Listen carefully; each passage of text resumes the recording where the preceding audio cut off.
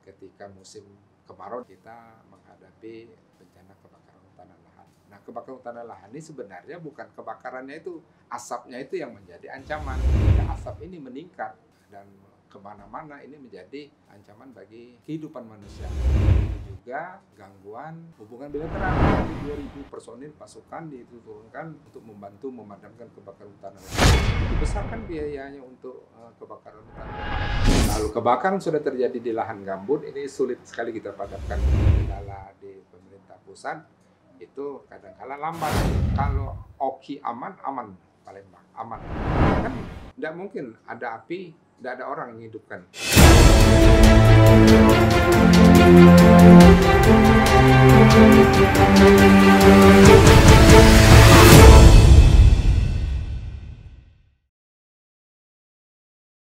Selamat datang di UTAS Kemitraan, sebuah portal diskusi yang membahas, menuliskan, mendokumentasikan cerita-cerita baik, cerita-cerita sukses, upaya-upaya tata kelola pemerintahan di level daerah. Beruntung sekali, hari ini kami bertemu dengan Kalaksa BPBD Provinsi Sumsel, Bapak Haji Iriansyah. Selamat siang, Pak. Selamat siang, Mas Arif. Apa kabar, Pak? Alhamdulillah sehat. Ya. Bersama beliau kita akan mengetahui cerita-cerita maupun upaya-upaya perbaikan tata kelola pemerintahan dalam konteks pencegahan karhutla. Pak Iriansyah, mohon izin, apa kegiatan BPBD Provinsi akhir-akhir ini? Ya, kondisi sekarang ini kita menghadapi fenomena yang baru, yaitu dari musim kemarau ke musim penghujan. Lalu sekarang ini kita menghadapi kondisi yang memang mungkin akan terjadi, namanya prediksi dari BMKG ya. Namanya prediksi BMKG itu informasi tentang masuk musim penghujan, yaitu La Nina. La Nina ini fenomena alam yang berpotensi terjadinya curah hujan cukup meningkat. Nah, ini berpotensi untuk terjadinya bencana. Nah, bencana di Sumatera Selatan ini dua. Kondisi musim penghujan itu ancaman banjir bandang, tanah longsor, puting beliung. Nah, ini yang saya maksudkan tadi, ekstrim kalau menurut BMKG di tahun 2022 ini. Jadi tahun 2021 akhir, di 2021 ini masa transisi masuk musim penghujan dari musim kemarau. Nah, ketika musim hujan ini itu tadi ancaman, termasuk ancaman bencana hidrometeorologis. Nah, sebelum ancaman hidrometeorologis ini kami dapat informasi ini dari BMKG sudah berapa hari, tapi kami sudah menyampaikan himbauan ini kepada seluruh BPBD kabupaten kota Sumatera Selatan untuk mencegah jangan sampai terjadi bencana yang tidak kita inginkan, terutama bencana hidrometeorologis. Nah, sebelum bencana hidrometeorologis terjadi kan kita sudah menghadapi beberapa waktu yang lalu menghadapi bencana, ancaman bencana kebakaran hutan dan lahan. Hampir setiap tahun kita Sumatera Selatan ini ketika musim kemarau dan masuk musim kemarau kita menghadapi namanya bencana kebakaran hutan dan lahan. Nah, kebakaran hutan dan lahan ini sebenarnya bukan kebakarannya itu, asapnya itu yang menjadi ancaman. Jadi ketika asap ini meningkat dan banyak dan kemana-mana, ini menjadi ancaman bagi kehidupan manusia.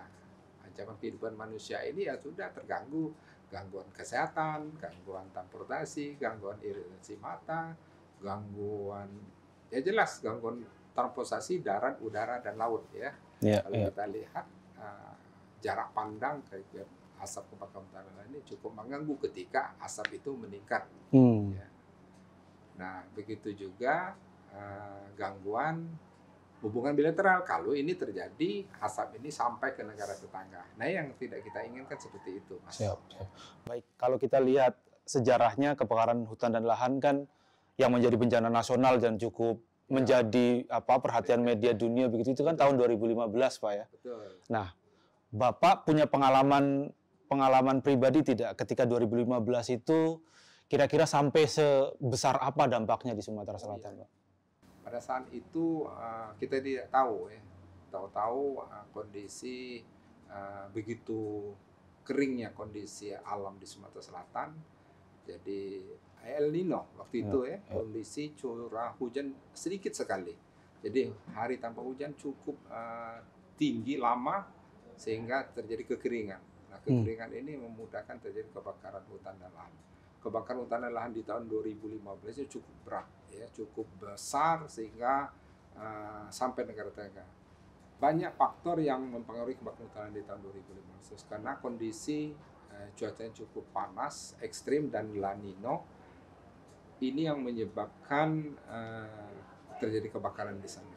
Nah, hampir semua provinsi kabupaten kita di daerah, terutama di daerah Ogan Komering Ilir, Ogan Ilir, Musi Banyuasin, Mura, Muratara, Oki, Oku Timur, Oku. Ini terjadi kebakaran. Yang paling besar adalah di Kabupaten Ogan Komering Ilir. Hampir separuhnya Kabupaten Ogan Komering Ilir itu terbakar. Itu daerah lahan gambut. Nah, ini begitu banyak upaya yang dilakukan untuk mencegah mengendalikan kebakaran hutan lahan di tahun 2015 itu. Hampir semua stakeholder, pemerintah pusat menurunkan dukungan, bantuan, jadi TNI, Polri, untuk di Sumatera Selatan. Hampir 2.000 personil pasukan diturunkan oleh pusat untuk membantu memadamkan kebakaran hutan dan lahan yang ada di Sumatera Selatan.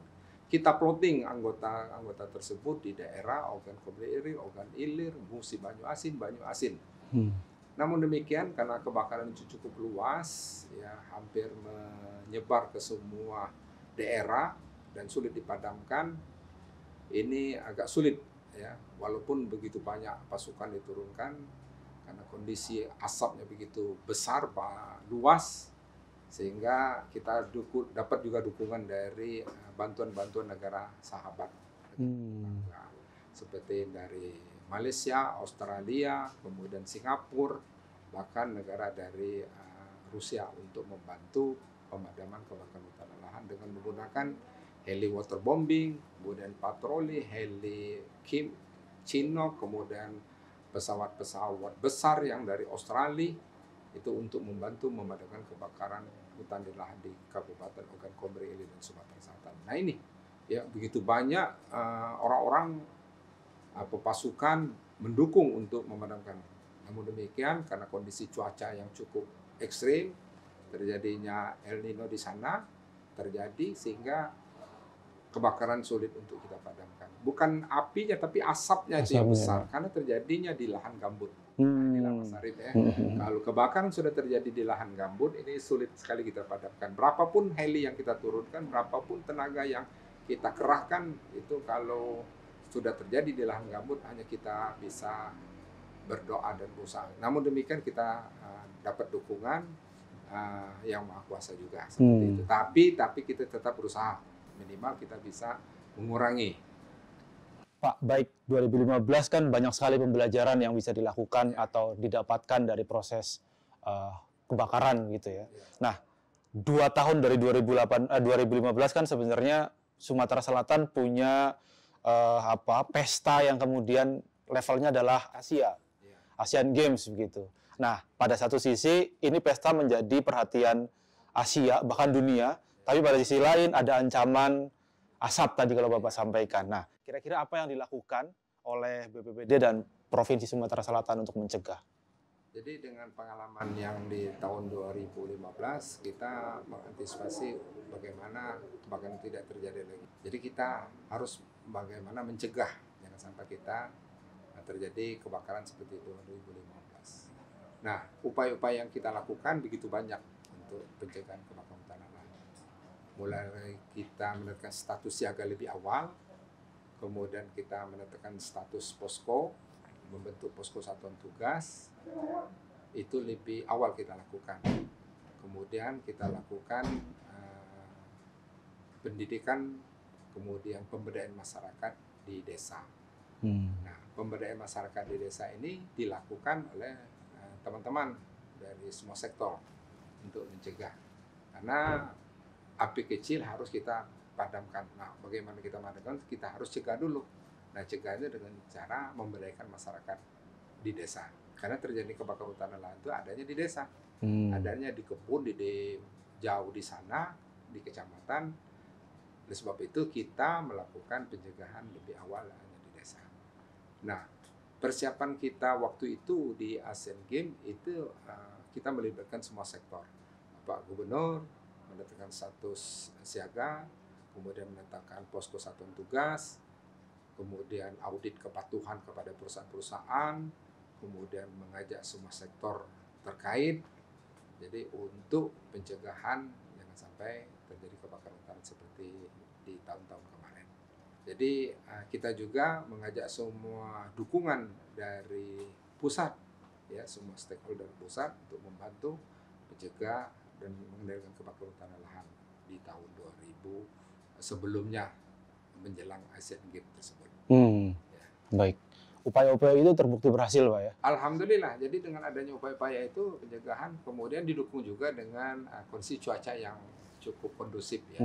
Kita bisa lihat dari hotspot yang ada dari 27.000 di tahun 2015 itu menurun menjadi di bawah 2.000, kemudian turun lagi lagi sehingga ketika penyelenggaraan Asian Games 2018 ini aman terkendali. Walaupun ada asap, walaupun ada kebakaran terjadi, tetap kita lakukan upaya pemadaman lebih dini. Nah inilah, setiap ada api kecil kita padamkan. Ini juga didukung dari pemerintah pusat dengan mengirimkan heli waterbombing, heli patroli, kemudian upaya pencegahan lebih awal, sosialisasi kepada seluruh stakeholder yang ada, melibatkan semua sektor terkait, ya, TNI, Polri, kemudian BPBD, Manggala, ini semua sektor, ya, kehutanan, perkebunan, pertanian kita libatkan pada saat itu untuk mencegah bersama-sama. Kalau kita tadi membandingkan antara pemadaman di tahun 2015 sama upaya pencegahan menjelang Asian Games, menurut Pak Iriansah lebih efektif mana dan operasionalnya lebih besar mana antara pemadaman dan pencegahan? Kalau kita lihat, kalau dari penanggulangan lebih besar ya, begitu banyak SDM, kemudian sarana prasarana yang dikerahkan untuk memadamkan, ya. Hampir 20 helikopter saya lihat itu datang untuk membantu memadamkan kebakaran hutan dan lahan.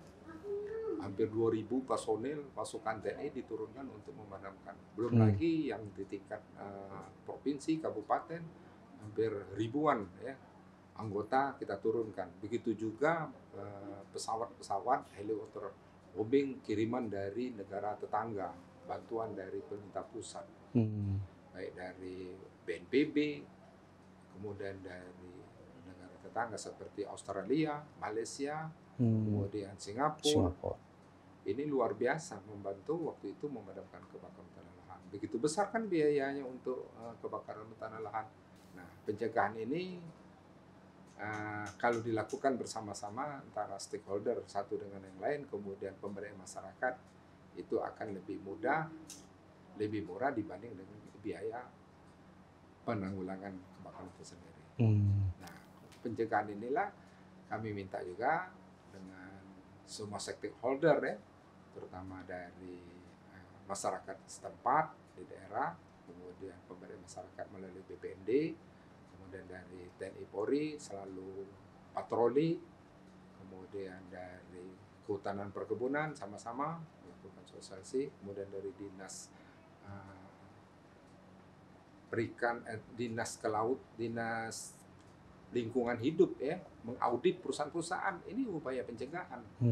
Jadi perusahaan-perusahaan itu diaudit dengan melihat kesiapan personil dan peralatan, ini salah satu upaya pencegahan.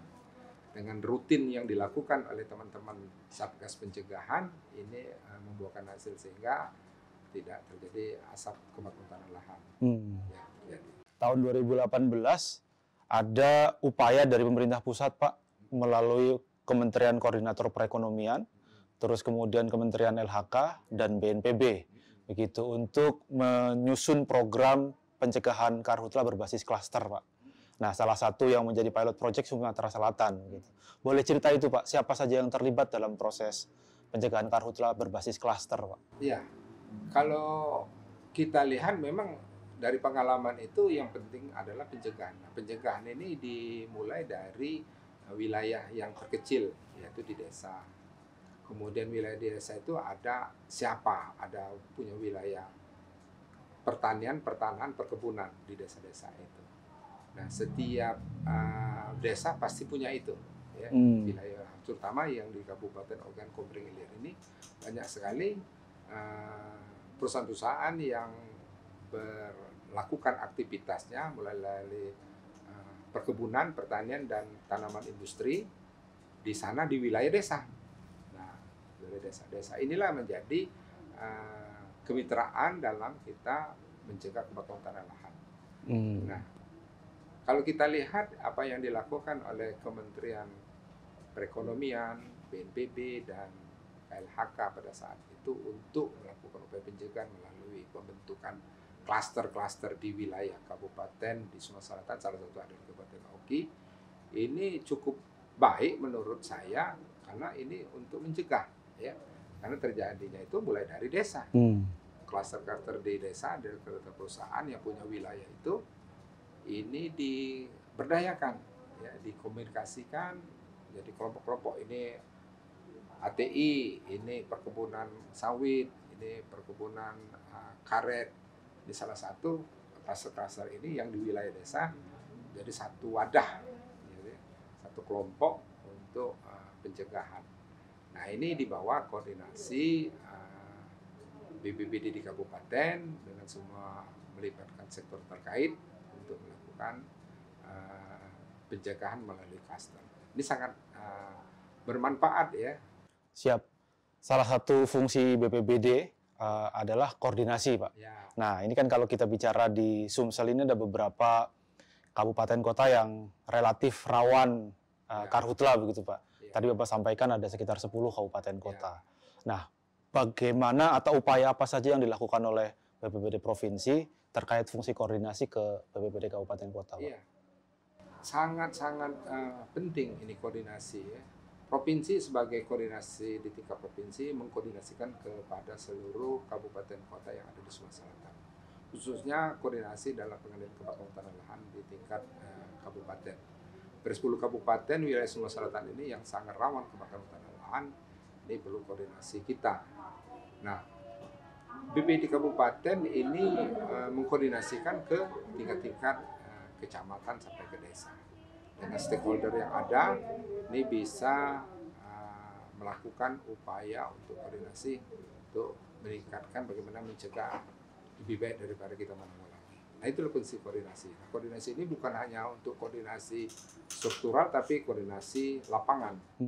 Koordinasi lapangan ini menyiapkan pasukan, menyiapkan peralatan, ya.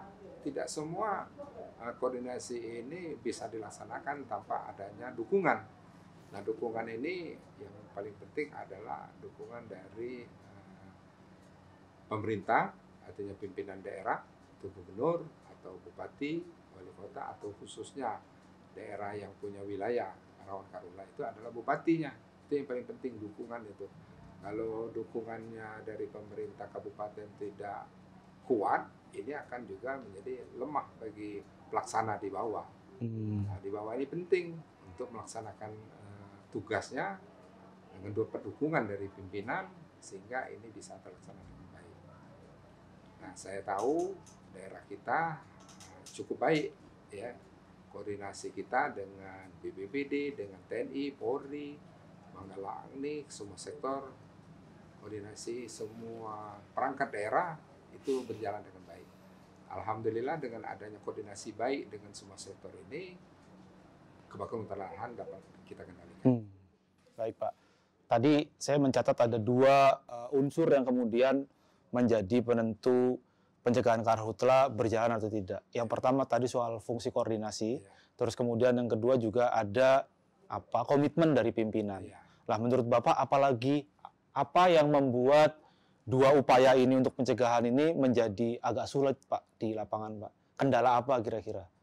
Kendala di lapangan ini sebenarnya komunikasi. Ya, kalau komunikasinya baik, ya, kemudian dukungan juga ada.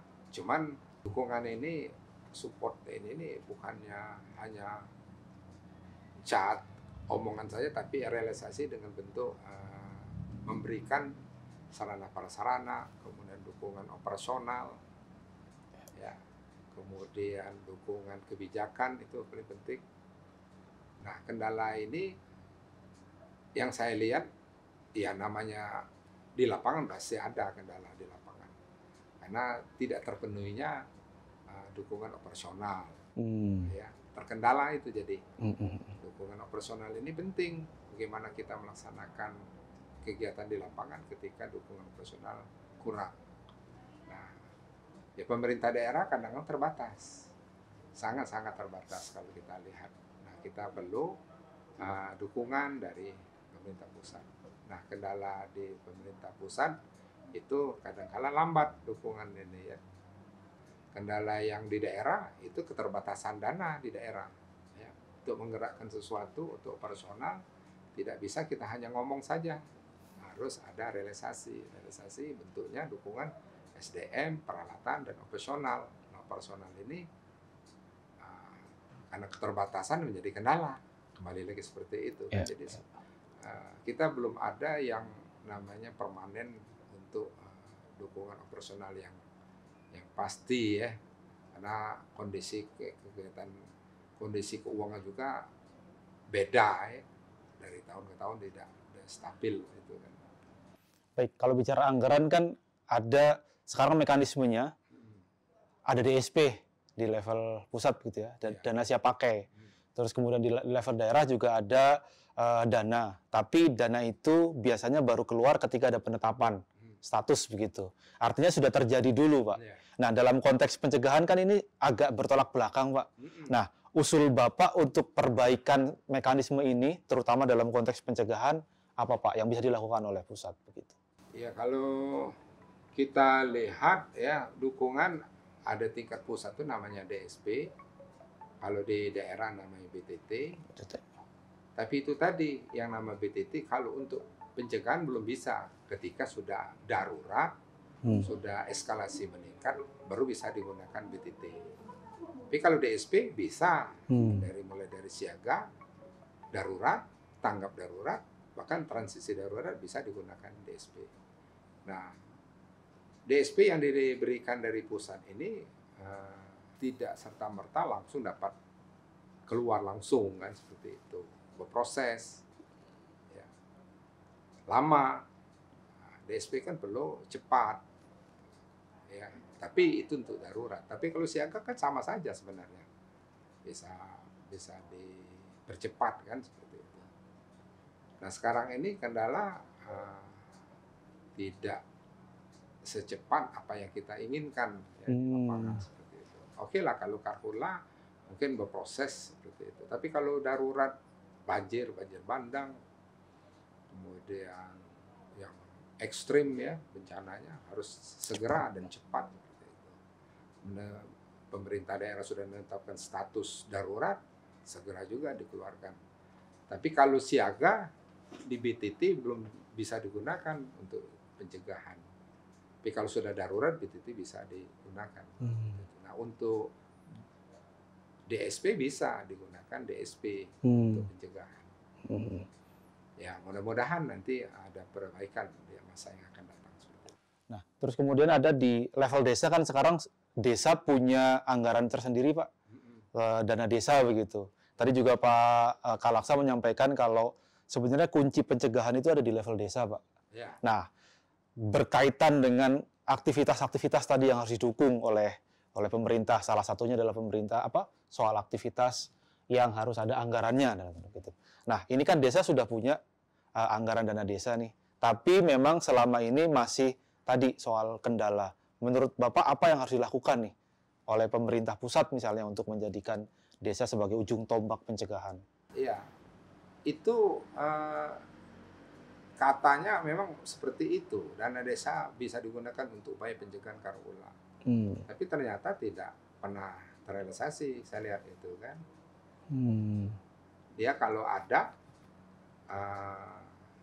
bencana yang lain, kalau karhutla saya belum lihat bahwa dana desa bisa digunakan. Padahal instruksinya sudah ada, dana desa bisa digunakan untuk pencegahan karhutla. dan bahkan penanggulangan karhutla. Nah, kalau itu dioptimalkan dana desa untuk pencegahan dan penanggulangan karhutla di desa, saya pikir untuk di desa tidak ada kebakaran hutan dan lahan lagi kan. Nah, ini kalau bisa di dana desa itu di-plotting lah itu. Ketika terjadi desanya rawan karhutla atau meningkat eskalasi menjadi kebakaran hutan dan lahan di sana, alokasikan dana desa untuk pencegahan, bahkan pengoperasionalan untuk petugas di desa itu. Minimal dia api kecil bisa dipadamkan. Kalau sudah eskalasinya besar kan pasti kita dukung dari provinsi. Begitu juga di tingkat kabupaten harus sudah disupport untuk tingkat di desa. Karena mengakumulasi inilah jadi besar. Asap kecil tidak dipadamkan, akhirnya di besar. Besar. 1 titik, 2 titik, akhirnya berapa titik? Bahkan dalam sehari dalam musim kemarau itu bisa ratusan titik hotspot desa itu kan. Kalau 1 titik itu luasnya kebakaran hutan dan lahan sampai 5-10 hektar, bayangkan aja berapa hektar, berapa asapnya, dan itu ngepul terus ke atas. Lama-lama menjadi asap yang tidak terkendali, kemudian dibawa angin, naiklah ke kemana-mana, hanya gangguan kesehatan, kita ngirup udara asap, kemudian gangguan iritasi massa, kulit, bahkan gangguan transportasi darat, udara, dan laut. Bahkan kalau lama-lama sampai negara tetangga, asap ini kan, ini menjadi ancaman negara juga seperti itu. Nah inilah, jadi harusnya pencegahan ini bersama-sama mulai dari desa ini memang benar-benar dipikirkan. Bila perlu dialokasikan lagi, ditambah lagi khusus untuk dana pencegahan karhutla di desa itu. Di plotnya berapa persen dari dana anggaran desa itu khusus untuk karhutla. Khusus daerah desa tertentu, tapi tidak semua desa kan. Di Sumsel ini ada 3.000 desa ya, dan kelurahan. Hampir 200 desa yang sangat rawan karhutla. Yang rawan karhutla. Karena berulang-ulang terjadi kan. Kalau kita bicara kabupaten kota, Pak, tadi ada 10, terus kemudian satu yang cukup memiliki eskalasi rawan bencana cukup tinggi adalah Ogan Komering Ilir, Pak. Nah, di Oki juga bukan berarti tidak melakukan apa-apa. Sudah ada upaya-upaya yang dilakukan oleh Oki. Salah satunya membentuk klaster pencegahan karhutla. Nah, pendapat Bapak terkait dengan upaya yang dilakukan Oki seperti apa, Pak? 1,2 juta hektar lahan gambut di Sumsel ini separuhnya hampir ada di Ogan Komering Ilir. Dari separuh di Ogan Komering Ilir, dari luas desa ya, luas yang di Ogan Komering Ilir, yang separuhnya lagi ada di kecamatan-kecamatan yang seperti mulai dari Pangkalan Lampang, Pampangan, Tulung Selapan, Kedamaran, kemudian Sungai Benang, itu lahan gambut semua. Nah, cocok untuk Oki ini untuk dikembangkan untuk upaya pencegahan karhutla. Karena di sana yang kalau Oki aman paling aman yang lain. Karena lainnya adalah sebagian lahan mineral, lahan-lahan yang bukan lahan gambut. Apinya bisa kita kendalikan, bisa cepat kita padamkan ketika ada kebakaran di daerah lahan mineral. Tapi kalau lahan gambut sulit sekali itu kita padamkan. Makanya perlu klaster-klaster di sana, karena wilayah di sana kan ada wilayah perusahaan, perkebunan, perusahaan hutan tanaman industri, hutan perkebunan karet. Tapi yang paling banyak itu adalah hutan tanaman industri dan hutan dan perkebunan sawit di sana. Nah, di lahan-lahan tersebutlah punya perusahaan. Nah, yang klaster ini penting untuk dilakukan pencegahan. Ya, jadi kelompok-kelompok perkebunan bersama-sama bagaimana tidak ada kebakaran hutan dan lahan terjadi di sana. Kalaupun ada, biar bersama-sama keroyokan untuk memadamkan kebakaran hutan dan lahan. Nah, klaster inilah yang terbentuk mulai dari wadahnya, strukturnya, organisasinya, anggotanya, bahkan ada pasukannya seperti itu kan. Pasukannya untuk kebakaran hutan dan lahan di kebunnya, di wilayahnya. seberapa sulit memadamkan api di lahan gambut, Pak? Kami sebagai orang yang tidak punya pengalaman di situ, Pak. Nggak habis pikir, lahan gambut itu kan luasnya sekali dan dalam ada daerah-daerah gubah gambut. Kalau terjadi kebakaran di sana, memang sulit untuk dipadamkan. Nah, makanya jangan sampai terjadi kebakaran di sana. Nah, kalau kebakaran di lahan gambut, sulit sekali untuk dipadamkan. Dia bukannya ke atas atau ke samping, dia ke bawah. Apinya itu ke bawah. Jadi dia makan apa tuh, membakar ke bawah, sehingga yang keluar bukannya api tapi asap aja. Asap, tidak ada apinya. Kalau kita lihat tidak ada apinya, tapi asap yang keluar hampir 3-4 meter, tergantung, ada yang 8 meter gubah gambutnya.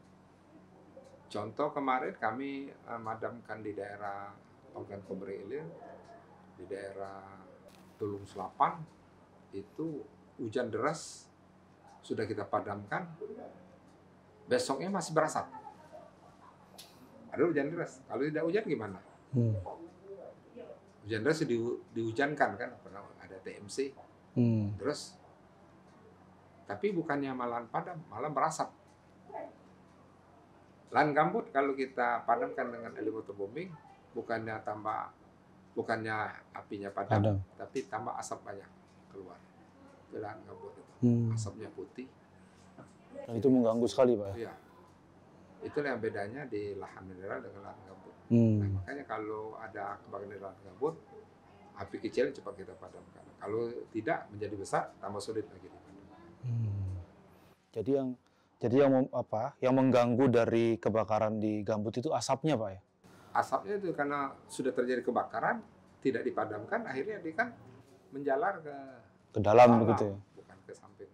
Jadi ketika dipadamkan di permukaan mungkin tidak kelihatan ada api, tapi Iya, atasnya padam tapi dalamnya masih berasap, masih ada apinya. Api di bawah.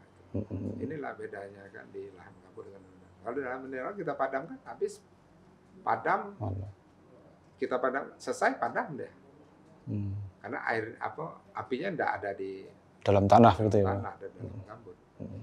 Memadamkan itu harus benar-benar airnya jadi bubur, basah benar, airnya jadi kayak bubur, baru padam apinya. Jadi lahan gambutnya seperti itu. Itu yang. Jadi kalau dia madamkan hanya di atas saja, nanti hidup lagi dia api, asapnya itu. Karena ciri dia itu harus sudah kayak jadi bubur baru bisa benar-benar padam. Nah itu lama. Jadi berhari-hari, berminggu-minggu untuk madamkan satu titik di wilayah gambut. Dan itu berarti upayanya bisa 2-3 kali lipat dibanding. Iya itu tadi. Lahan mineral. Makanya bagaimana tidak ada kebakaran di sana, tidak ada titik api di lahan gambut. Itu yang paling penting. Ya bagaimana itu tadi kan tidak mungkin ada api, tidak ada orang yang hidupkan. Kebakaran kita 99% kan disebabkan oleh manusia. Manusia inilah bagaimana kita mencegah gerakan dia untuk tidak melakukan aktivitas dengan membakar, dengan membuka lahan. Ini kan eskalasi kalau dia kemana-mana, menyebar kemana-mana, ini yang baru bahaya kan. Betul. Dulunya kecil, akhirnya udah diapa-apakan besar. Akhirnya makin besar, tambah angin kencang, lentingan baranya kemana-mana, ada ke kiri, ada ke kanan. Akhirnya 1 jadi 2, 2 jadi 4, terus banyak akhirnya. Susah diprediksi juga, Pak ya. Tambah dengan angin yang kencang, ketika jadi kebakaran, tambah cepat. Tambah cuaca yang cukup panas, itu menjadi kendala juga untuk memadamkan kebakaran. Baik Pak, pertanyaan terakhir Pak. Tadi kita sudah mendengarkan Bapak bercerita soal bagaimana susahnya memadamkan api, terutama di lahan gambut. Terus kemudian juga poin penting yang saya tangkap dari penjelasan Bapak bahwa bencana ini urusan bersama, jadi memang harus multisektor dan sebagainya. Kira-kira apa yang bisa dilakukan oleh multi pihak Pak ke depan untuk pencegahan ini lebih efektif? Pemerintah pusat misalnya, apa yang harus dilakukan pemerintah pusat, apa yang harus dilakukan oleh pemerintah provinsi dan kabupaten, dan apa yang harus dilakukan oleh masyarakat sipil, Pak, dan perusahaan, Pak? Ya. Jadi kita ketahui bersama bencana urusan bersama. Jadi pentahelik itu betul ya. Jadi ketika bencana, pemerintah, masyarakat, dunia usaha, akademisi, dan masuk media seperti ini kita menyampaikan. Nah, semua sektor baik dari pusat, pemerintah pusat, pemerintah provinsi, dan kabupaten, bahkan sampai dengan masyarakat punya andil dalam mencegah dan mengurangi kebakaran hutan dan lahan. Karena berdasarkan Impres 3 ya tahun 2020 itu bahwa semua sektor terkait di dalam penanganan bencana. Peran fungsi masing-masing sektor di dalam hal pencegahan baik pemerintah pusat, pemerintah provinsi dan kabupaten serta masyarakat setempat punya kewajiban untuk bagaimana mencegah. Nah, kalau pemerintah pusat ya jelas regulasi, aturan, kemudian kebijakan, dukungan itu optimal mulai dari pencegahan sampai penanggulangan. Yang paling penting adalah pencegahan. Jadi optimal maksud kita di dalam pencegahan, pemerintah pusat, kementerian, lembaga seperti Kementerian Lingkungan Hidup dan Kehutanan itu lebih optimal untuk mencegah lahan-lahan hutan. Optimalkan operasionalnya seperti itu juga. Kemudian petugasnya seperti itu juga didukung. Kementerian Pertanian, Perkebunan, Kementerian Lingkungan Hidup dan Pertanian itu penting karena wilayah kalau kita lihat kan kebakaran hutan, kebun dan lahan. Berarti yang punya lahan, punya kebun, yang punya pertanian. Yang punya hutan siapa? Menteri Kehutanan. Yang punya perkebunan ya Menteri pertanian. Pertanian. Perkebunan. Yang punya lahan ya pertanian. Ya. Artinya itu mencegah itu ya sama-sama seperti itu, optimalkan. Ya. Jangan mengambil hasilnya saja. Hutan diambil hasilnya saja. Tanpa ada upaya untuk pencegahan bagaimana hutan ini tidak rusak, diambil orang, dijarah orang, menjadi kebakaran. Ya. Bentuk hutan seperti itu. Dukungan PNBB sudah banyak operasional dukungan ya, baik dari BSP maupun dukungan heli waterbombing, kemudian pusat TMC dari BNPB dengan BPPT sudah banyak yang diberikan kepada daerah untuk dukungan.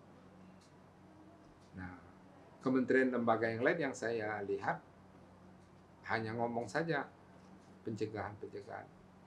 Yang tanggung jawab benar itu ada wilayah di bupati, kabupaten. Bupati punya wilayah. Bupati punya langsung hak untuk merintahkan camat, kades. Tanggung jawabnya besar untuk memberikan supporting sekaligus men-stressing kepada OPD yang ada di bawah tingkat kabupaten. Tingkat provinsi hanya mengkoordinasikan. Koordinasi kepada tingkat kabupaten, bahkan koordinasi ke pusat. Itu tingkat provinsi. Jadi media antara pusat dan kabupaten itu tingkat provinsi. Nah, karena antar kabupaten akhirnya provinsi berkoordinasi. Nah, inilah pentingnya kepada stakeholder baik tingkat pusat, provinsi, kabupaten untuk bersama-sama.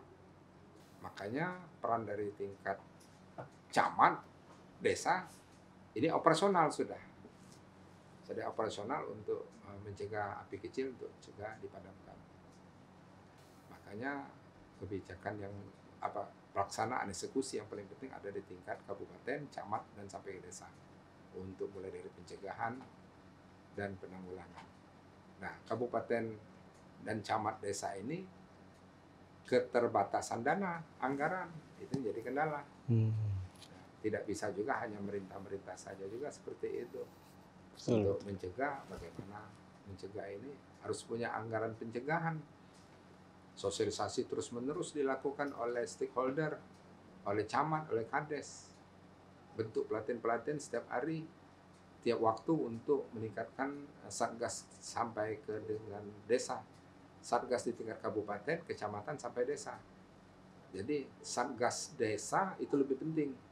Satgas desa itu misalnya ada 10 satu desa, 10 orang untuk pencegahan, sosialisasi, dan patroli serta pemadaman di tingkat desa. Aku pikir kalau sudah tingkat desa, tingkat kecamatan, dan bupati untuk menyiagakan ya, satgasnya, sampai ke tingkat desa, mudah-mudahan api kecil dipadamkan, tidak ada api besar lagi. Kalau sudah api kecil dipadamkan, tidak ada api besar, tidak ada lagi orang yang mau melakukan pembakaran kalau sudah dicegah. Dipatroli terus setiap waktu. Di musim kemarau, tim Satgas Desa keliling desanya. Kalau ada ini, bukannya di desa, tapi di wilayah perkebunan, termasuk yang perusahaan-perusahaan yang wilayahnya ada di tingkat desa atau di kecamatan. Perkebunan-perkebunan itu dikasih tahu oleh dinas atau bupati melalui dinas perkebunan untuk setiap waktu untuk patroli juga bersama-sama, ya, wilayah batas wilayah dia. Nah, inilah pentingnya pemberdayaan masyarakat desa juga di tingkat desa. Makanya penting bupati bisa punya operasional dan eksekusi, bahkan dia punya kekuatan untuk melarang atau memberi dukungan kepada kecamatan dan desa. Nah, desa harus dibentuk Satgas Desa, termasuk yang klaster-klaster itu di kecamatan, di perusahaan harus dibentuk. Nah, klaster ini juga kalau bisa jangan satu desa atau berapa kecamatan. Bagusnya semua desa yang rawan karhutla dibentuk klaster jadi satu dan saling berkoordinasi, Pak. Koordinasi satu sama lain.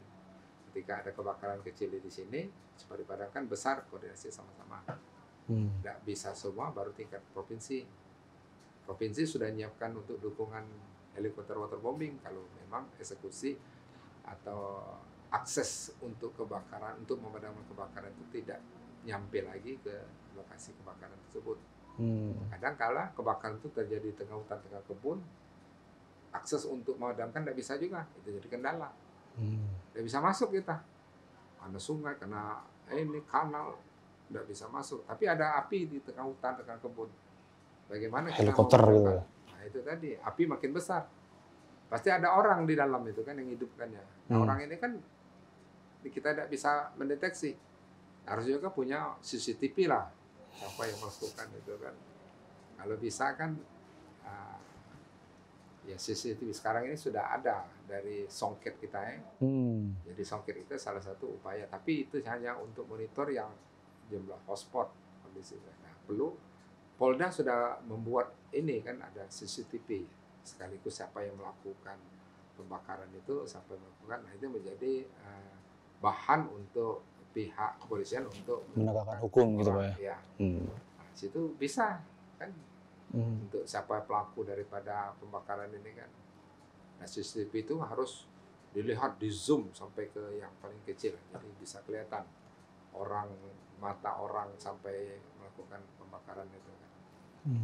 Nah, inilah jadi perannya masing-masing, semua sudah punya peran, tapi yang paling penting perannya ada di tingkat kabupaten, bahkan camat dan desa. Nah, ini harus terus didorong, bukan didorong hanya untuk kegiatan, tapi didorong juga untuk dukungan. Nah, dukungan ini dukungan anggaran.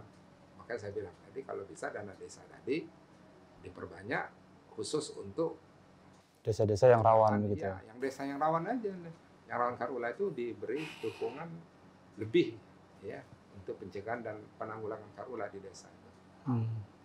Di setiap desa ada satgas desa 10 orang, dilengkapi dengan sarana prasarana, pompa dan peralatan dan operasional dari dana desa.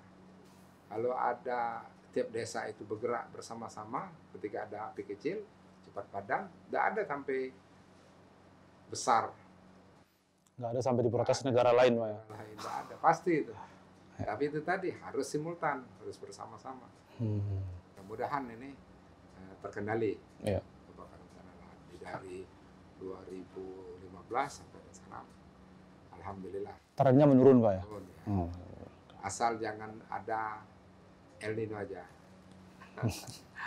Kalau El Nino kan hari tanpa hujannya sampai 60 hari, 90 hari, 100 hari ke atas, udah enggak ini lagi, kering benar itu. Itu berarti Pak Kalaksa agak susah tidur, Pak ya? Karena memikirkan. Ya kalau ini bersama-sama enggak juga kan. Kuncinya ada tadi ya, Pak? Bersama-sama, Pak ya? Kolaborasi begitu, ya, Pak? Artinya seperti itu. Jangan mentang-mentang kita mau bekerja, oh sudah diserahkan aja. Nah, seperti itu. Ya, ya. Sudah ada BPBD tidak bisa. Ketika jadi kebakaran kok kita jadi tukang padam? Bukan seperti itu kan. Ya, ya, Tidak ada kita ini tukang padam ini tuh. Ya. Menjaga bersama-sama Pak. Iya, sama-sama. Ya punya lahan dia jaga, Ya. punya kebun dia jaga, punya lahan dia jaga. Ya, ya. Ya. Seperti itu kan. Ya. BPBD tidak ada punya lahan, tidak ada punya kebun. Ya, dia hanya koordinasi, tapi teknisnya harus seperti itu. Ya. Oke, baik Pak Iriansyah. Terima kasih banyak waktu dan diskusinya. Iya, iya. Kita baru saja berdiskusi dan berbincang dengan Pak Haji Iriansyah. Kita mendapatkan banyak sekali cerita upaya penanggulangan dan pemadaman ataupun pencegahan karhutla di Sumatera Selatan.